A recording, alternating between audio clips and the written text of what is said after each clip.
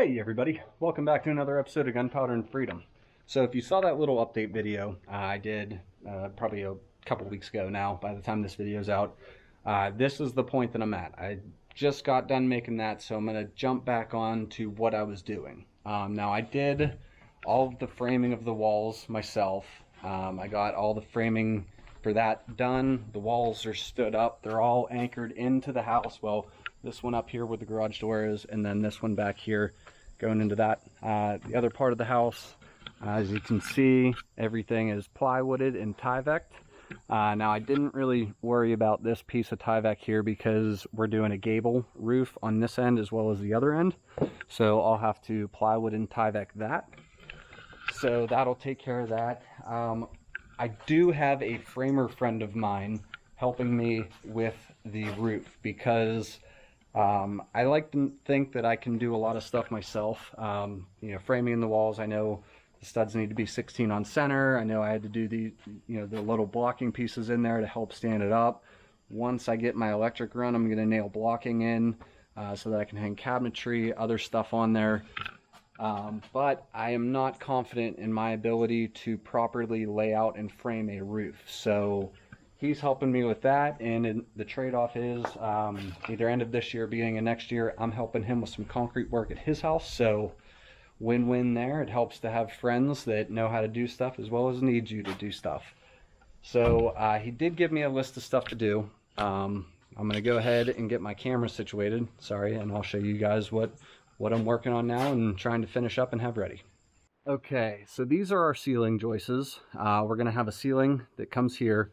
It's about 9.5 feet tall from the garage floor. These are pre-cut studs. If you guys saw the video of me framing in the walls, these are pre-cut studs. So this stud plus one plate on the top and one plate on the bottom brings us to 9 foot.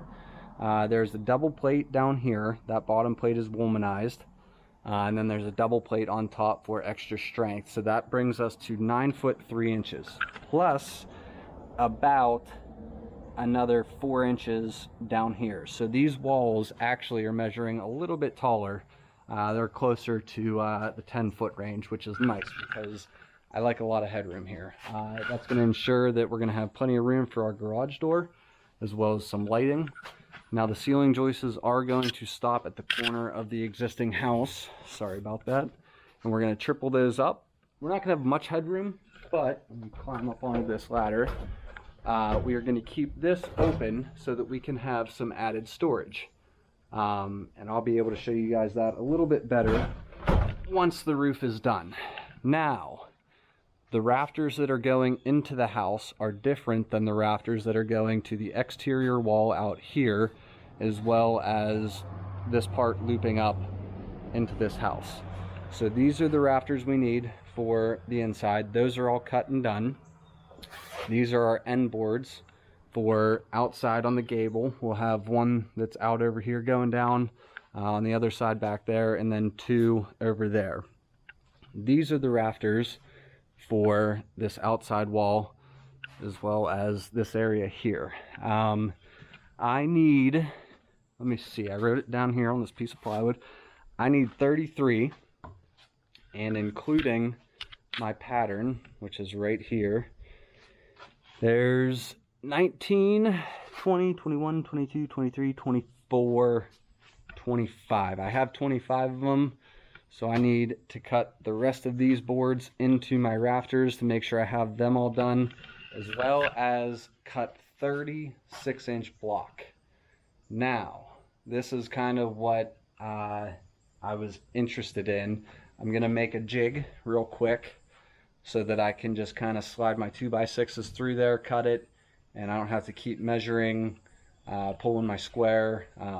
So that's kind of the reason why I wanted to make this video. I know we kind of missed a lot, but as I said in that little updated video, I was getting burnt out with all of the work I was doing. Just kind of needed to take advantage and get an extra hour of sleep in the morning to try to help recharge my batteries. So we're back at it, back working here. We'll be over at the property here maybe this weekend getting some stuff situated for hunting. I'm gonna really enjoy showing you guys that. So enough talking, let's get to work.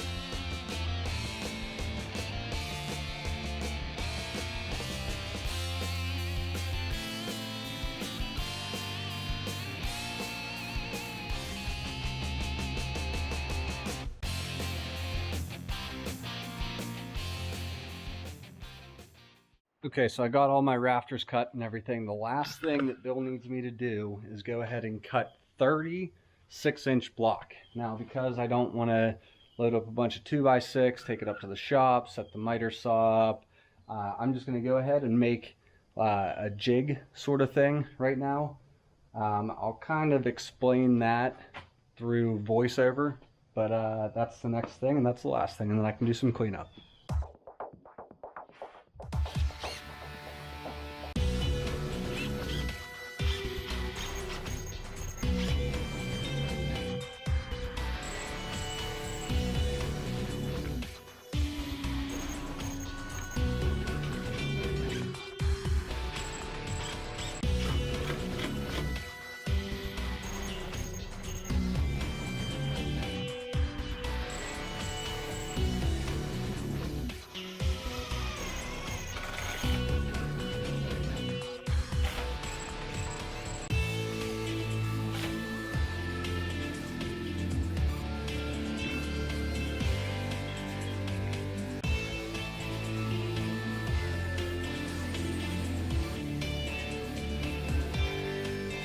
Okay, so what I did was I basically just made kind of one level that I was going to be cutting, well, I guess 2 levels technically.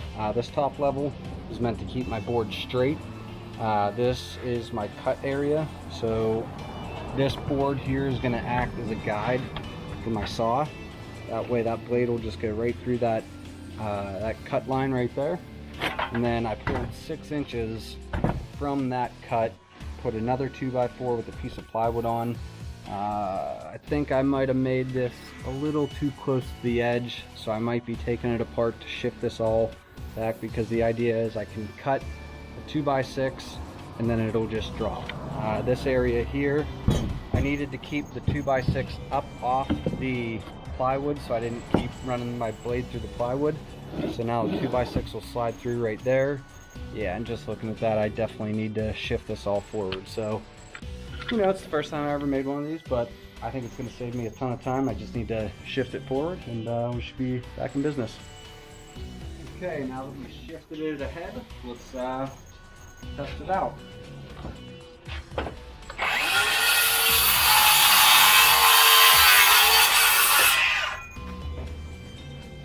Alright, that was the test one. I'm looking for 6 inches. 6 on the dot. So now that one's a garbage one. Actually not even going to use this one because the whole board's split. So I have all these 2x6s over here.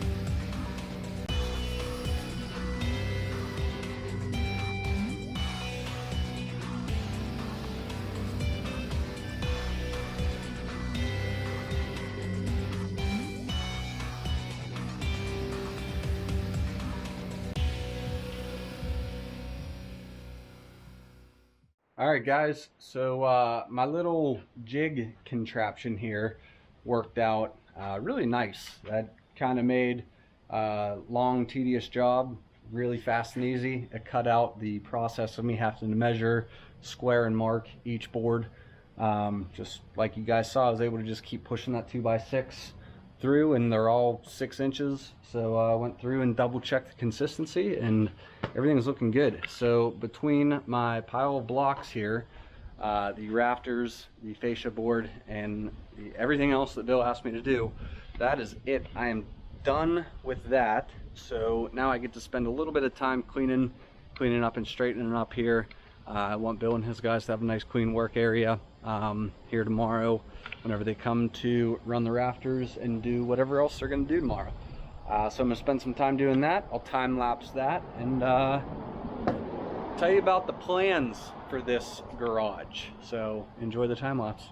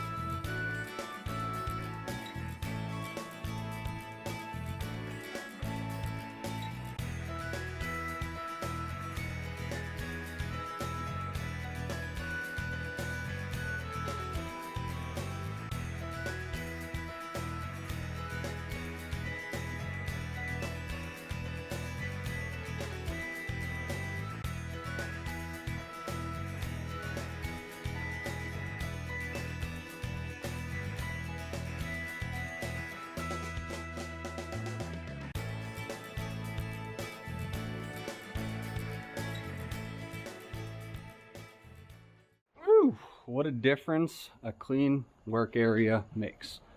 So I got all those scrap pieces cleaned up. I just realized there's a bunch more in that garbage can right there. But I started a fire down on the patio, so we're getting rid of all that stuff just because we're not going to need them. I kept these longer pieces of 2x8, some 2x6. We'll keep all of this stuff, that way if Bill doesn't need it for some reason when him and his guys are running those rafters, like I said, I'm going to be putting blocking in these walls to make sure I have a nice secure area to hang cabinetry, to attach shelves, do whatever with. That way we don't have to try to hit a stud exactly when we're hanging stuff. So we'll keep all of that for that reason, as well as those 2x10s and 8s that are under this table. Anyways, if you care to know my plans for this, obviously this is a garage. Rachel, out of the two of us, Rachel is the one that works the most in the wintertime. So I told her she is the one that's primarily going to be parking in here. That way when she has to drive to Pittsburgh at 5:30 in the morning in January, she doesn't have to come out, start her car up, worry about brushing snow off, or me go out and do it for her. Her car is going to be nice and warm for her, but her car isn't that big. She's a Jeep, so realistically she's going to pull into here when she's unloading groceries or whatever she wants to do. So that leaves us with all of this space back here. Now, like I said, we're doing this in a way where we're going to gain some storage up above here, but back here I'm going to actually be building a little desk for my computer, as well as a workbench over here whenever I have the lawnmower in here, working on the lawnmower, weed whacker, chainsaw, whatever I need to work on. I'll have a place to do that. But mainly I'm actually going to be building a new desk up here to bring all my office stuff up here. So this is going to be where I'm going to be editing videos at.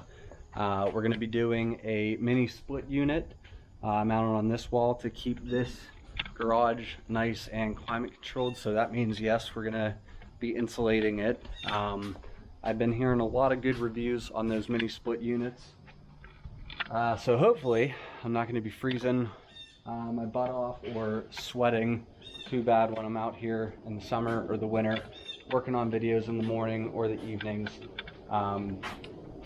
The office that I have downstairs is going to get turned into a playroom for Eleanor and her soon-to-be little sister. It's going to really help get a lot of the clutter in our house kind of situated and resolved, because a lot of the clutter does come from the amount of toys that we already have. Holy crap, thanks for warning me, guys, about that. Like, if there was one thing you could have warned me about having kids, it's the amount of stuff you accumulate. Toys, it's ridiculous. But anyways, so that's going to give them a new playroom. We'll be able to move a lot of the stuff out of Eleanor's room downstairs. That way we'll have room for another crib in there, as well as another dresser.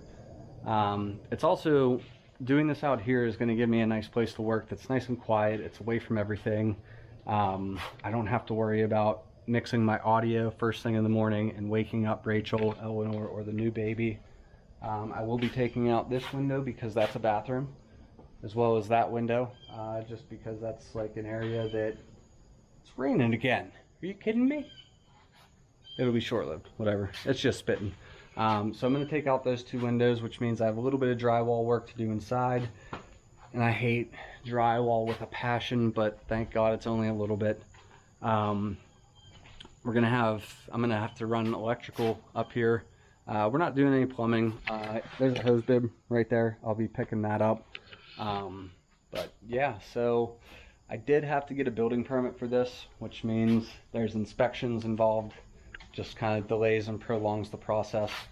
But if you are curious about this cathedral style ceiling that we're doing here, I'm going to try to weasel my way into getting a TV for this wall, because I think this would be a really cool area to have some friends over during the winter time, watching Steeler games, be out here with the beer fridge, just kind of hanging out. So it'd be nice to have a nice open area back here. Hold on, car coming.